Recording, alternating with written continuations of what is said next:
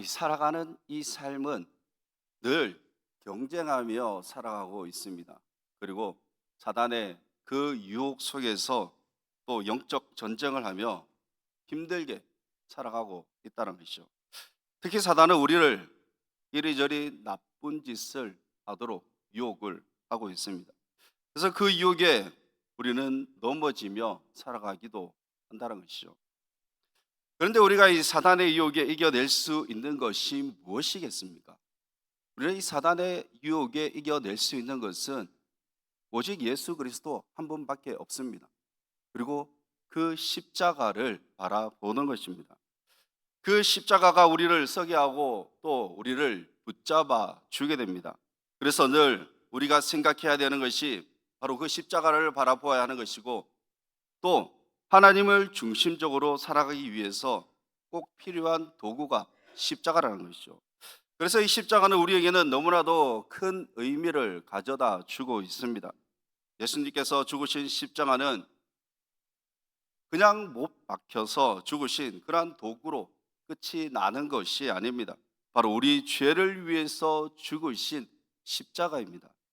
그래서 우리는 늘 신앙 고백을 할 때 십자가에 못 박혀 그렇게 우리 죽으심을 고백을 하게 됩니다. 그런데 여기서 죽으신 것으로만 끝나지 않죠. 십자가에 못 박혀 죽으시고 장사한 지 사흘 만에 부활하셨음을 우리는 고백을 하게 됩니다. 사실 이 십자가에 죽으시고 부활이 없다면은 십자가는 어떻게 보면은 아무런 의미가 없다고 볼 수밖에 없죠. 그래서 이 고백하는 것이 장사한 지 사흘 만에 다시 살아나심을 우리는 고백하고 있습니다. 죽으시고 장사하셨다라는 것은 그 죽은 몸을 무덤에 넣는 그 일까지 치르는 일인데, 장사를 치렀다라는 것은 죽었다라는 것을 확인하는 것입니다.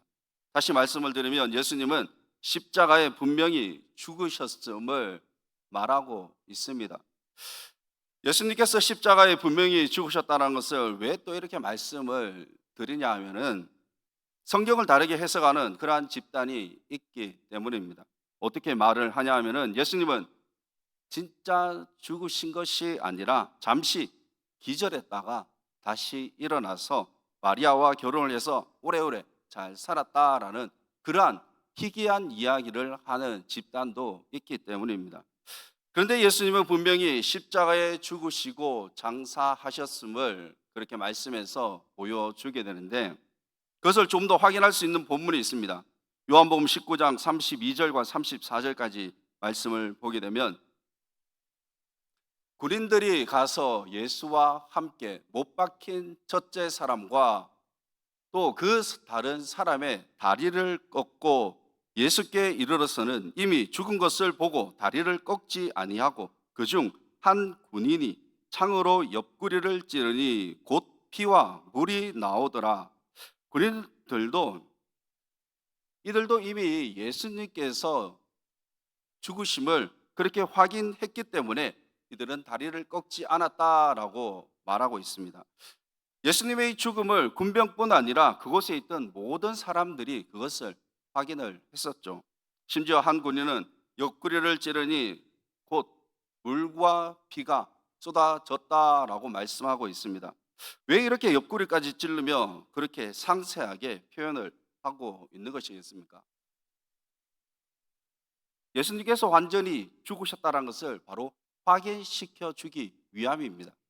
죄 없으신 예수님이 완전한 죽음 없이는 우리를 깨끗게 할 수 없는 것이며, 또 중요한 것은 완전한 죽음이 아니면은 온전한 부활이 될 수 없기 때문입니다.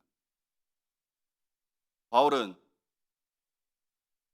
우리에게 부활이 없으면 믿음도 없것이고 또 이 세상에서 가장 불쌍한 사람이 바로 예수 믿는 사람이라고 그렇게 말을 했습니다. 그렇다면은 과연 우리가 이 세상에서 가장 불쌍한 사람이며 또 가장 희망이 없는 그러한 사람이겠습니까? 죽은 자 가운데서 살아나신 예수님의 부활을 믿지 않는다면 그 사람이 바로 가장 불쌍한 사람입니다.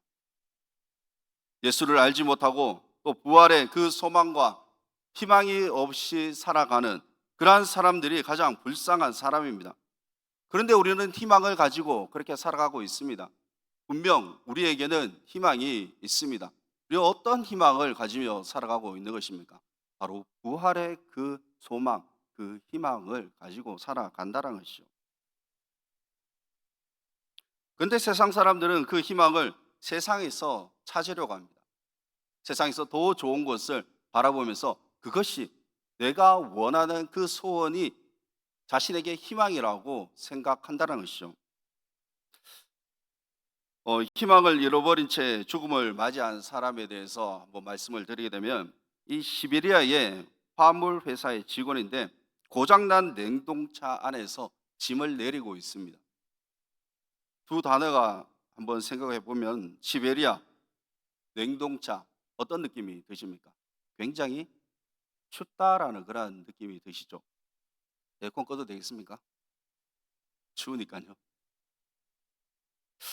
이 시베리아 그 냉동차에서 일을 하는 그 직원이 일이 끝나갈 무렵에 마지막 짐을 내리려고 하는데 그만 그 냉동차가 문이 닫혀 버렸습니다.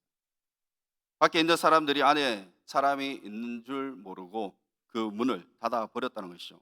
그리고 그 냉동차는 출발해 버렸습니다.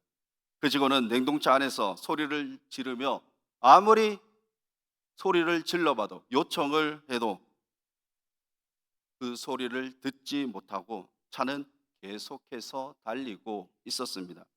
냉동차 안에 갇힌 사람은 자신이 가는 그 거리가 목적지가 너무나도 멀다라는 것을 알았기 때문에 거기까지 가게 되면 자신은 죽을 것이라고 생각했습니다. 그 생각을 하게 되니까 갑자기 추위가 몰려오게 되고 또 이제 절망을 하게 되고 희망이 없다는 것을 알게 되자 그 직원은 모든 것을 포기해 버립니다. 목적지에 도착해서 냉동차 그 안을 열어보니 그 사람은 죽은 시체로 발견되었다는 것이죠. 그런데 중요한 것은 무엇입니까?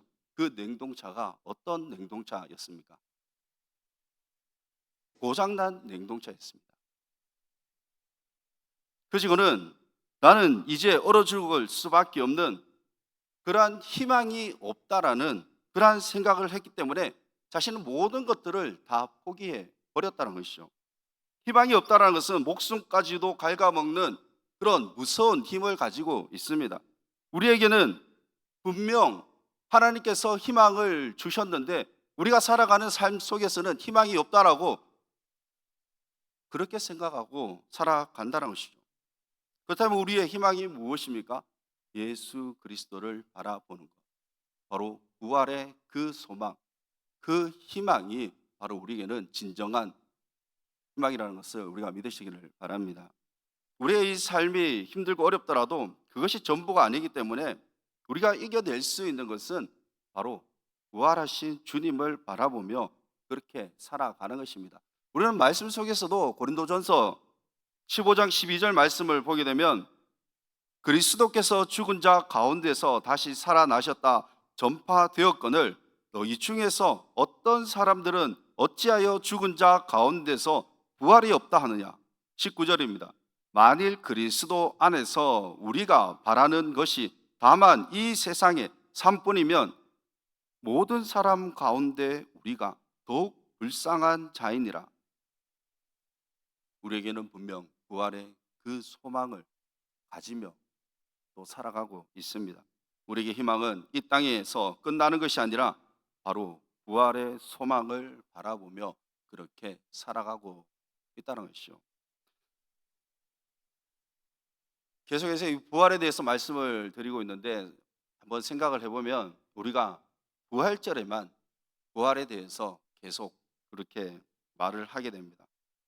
고난 주간에만 예수님의 그 고난을 생각하며 그 십자가만을 생각하는 것이 아니라 우리의 삶 가운데 늘 예수님의 고난 당하심과 또 승천하심 또는 그 부활하심을 우리는 그 마음을 가지고 신앙생활을 해야 한다는 것이죠. 일반적으로 우리는 부활을 외치고 부활을 이야기하는 것은 부활절밖에 없습니다. 고난 주간에만 십자가의 그 고난을 생각하고 그 다음부터는 십자가의 그 고난에 대해서는 잊어버린 채 우리는 살아가고 있습니다. 우리가 이러한 것을 잊어버리며 살아가는 이유가 또 무엇이겠습니까? 하나님은 우리에게 늘 세상에 복 주시는 하나님으로 그렇게 변화되었기 때문입니다. 하나님이 복 주시지 않으시면, 나에게 성공시켜 주시지 않으시면은 예수님이 십자가에 죽으셨는지 아니면 진짜 부활하셨는지 그것에 대해서는 평소에 관심이 없다라는 것이죠. 그러나 우리가 바라보아야 할 것은 십자가의 그 길을 바라보며 살아가야 하는 것입니다. 예수님의 이 부활은 그저 우리가 간단한 그러한 시선으로 바라보아서는 안 될 것입니다. 예수님께서 이 땅에 부활하셨다가 40일 동안 계시고 승천하시게 됩니다.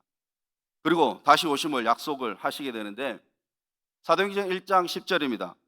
올라가실 때에 제자들이 자세히 하늘을 쳐다보고, 제자들이 이 하늘을 쳐다본다는 것은 무엇을 의미하냐 하면은 시선을 고정시키고 뚫어지게 그 예수님을, 승천하시는 그 예수님을 바라본다는 것입니다. 혹시 예전에 엄마 찾아 산말리라는 그러한 영화가, 만화 영화가 있었는데, 저도 어렸을 때 그 영화를 보기는 했습니다. 생계가 어려워서 엄마는 배를 타고 이제 다른 나라로 떠나게 됩니다. 엄마가 남기고한 말이 그 아들에게, 엄마가 보고 싶으면 달을 쳐다보아라 라고 그렇게 말을 하게 됩니다. 이제 떠나간 그 엄마가, 이 아들은 얼마나 보고 싶겠습니까? 아들은 매일같이 배 타고 간 등대 앞에서 달을 바라보며 엄마를 기다리고 있습니다. 아이에게 최고의 복은 떠나간 그 엄마가 돌아오는 것이죠. 엄마만 돌아오면은 이 아이에게는 최고의 복입니다. 이 아이가 엄마를 보고 싶어 기다리는, 그렇게 간절하게 기다리는 것처럼 우리 또한 예수님의 다시 오심을 기다리며 우리는 살아가야 하는 것입니다. 예수님의 다시 오심, 예수님께서 다시 오심은 바로 심판으로 또 이어지게 됩니다. 우리가 노아의 홍수 시대 때도 하나님의 그 심판이 있었음을 우리는 보여주고 있습니다. 노아가 방주를 만들 때 사람들은 먹고 마시며 멸망할 때까지 그들은 깨닫지 못했습니다. 노아의 방주를 만들 때 그 먹고 마시고 시집가고 장가가고 그것이 그냥 일상생활이었습니다. 그런데 그러한 일이 인생의 목적이 되어서 살던 사람들, 그러한 사람들은 그냥 홍수에 다 빠져 죽었다는 것이죠. 그러나 노아의 식구는 방주 안에서 살게 됩니다. 우리가 바라보아야 할 것은 이 땅의 것을 바라보면서 살아가야 하는 것이 아니라 바로 하나님 나라를 바라보며 살아가야 합니다. 노아의 식구들이 들어간 곳은 방주입니다. 그런데 이 방주가 어디로 향하고 있습니까? 방주에는 돛도 없고 핸들도 없습니다. 그러니 노아의 이 선택권은 아무것도 없습니다. 선택할 수가 없습니다. 그러니 원하는 곳도 없을 뿐더러 그저 방주가 움직이는 대로만 그렇게 모든 것을 맡겨야 합니다. 방주가 탄 이상 노아는 방주가 흐르는 대로 자신의 그 몸을 맡길 수밖에 없습니다. 노아가 산에서 방주를 만들 때 얼마나 많은 사람들이 비방을 했습니까? 이 시대에 만약에 누군가 지금 산에서 배를 만들고 있다면 그것은 지금 뉴스거리가 되겠죠. 항구나 바다에서 조선소에서 배를 만들어야 되는데 산에서 배를 만든다면 모든 사람들이 그 사람에게 미친 사람이라고 그렇게 말할 것입니다. 사실 그 시대의 노아도 마찬가지였을 것입니다. 그 소리를 듣고도 노아는 산에서 방주를 만들었습니다. 왜 노아는 그렇게 방주를 만들었을까요? 하나님의 말씀을 믿었기 때문입니다. 아무리 사람들이 비방하더라도 노아에게는 하나님의 말씀이 먼저였기 때문입니다.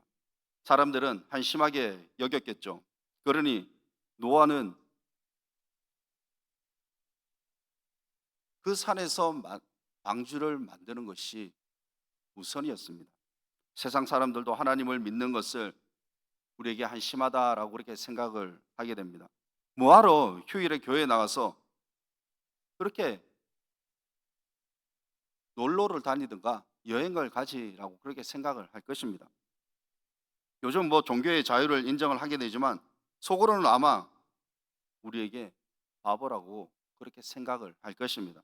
그러나 우리는 창조주이시고 전능자이신 하나님 앞에 예배 드리기 위해 우리는 교회에 나오게 됩니다.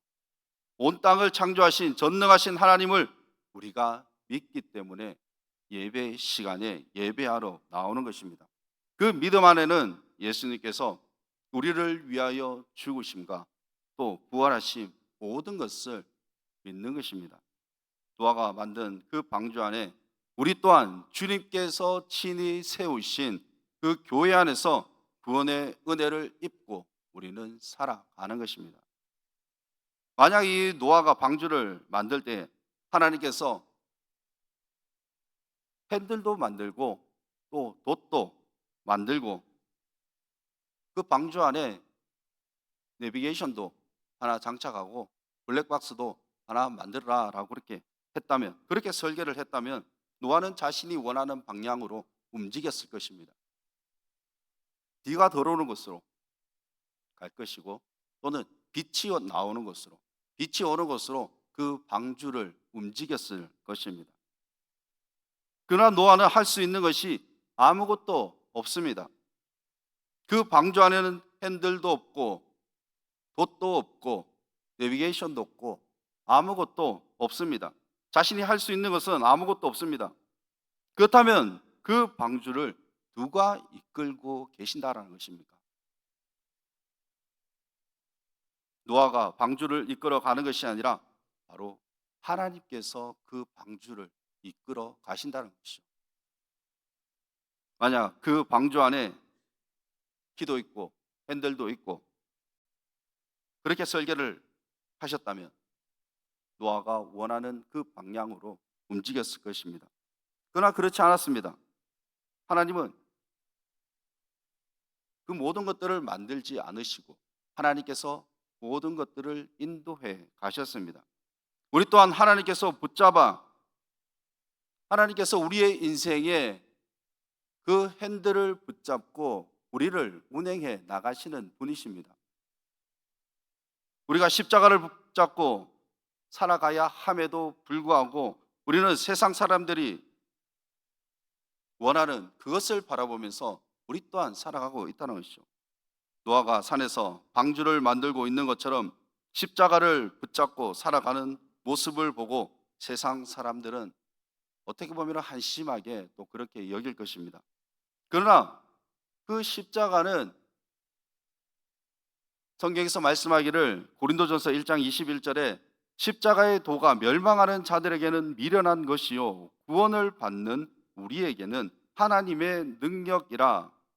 십자가가 세상 사람들에게는 아무것도 아닌 그저 미련하고 쓸데없는 것으로 보이겠지만 십자가는 우리를 구원하신 바로 하나님의 능력이라는 것을 우리가 믿으시기를 바랍니다.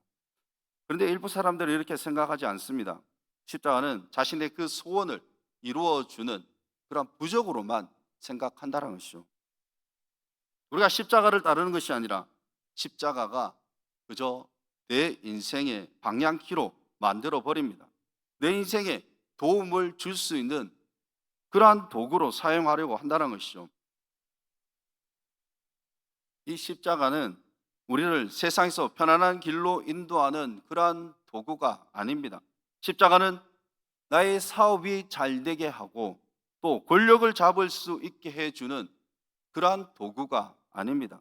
십자가는 나 자신을 내려놓고 주님 앞에 모든 것을 맡기는 것입니다.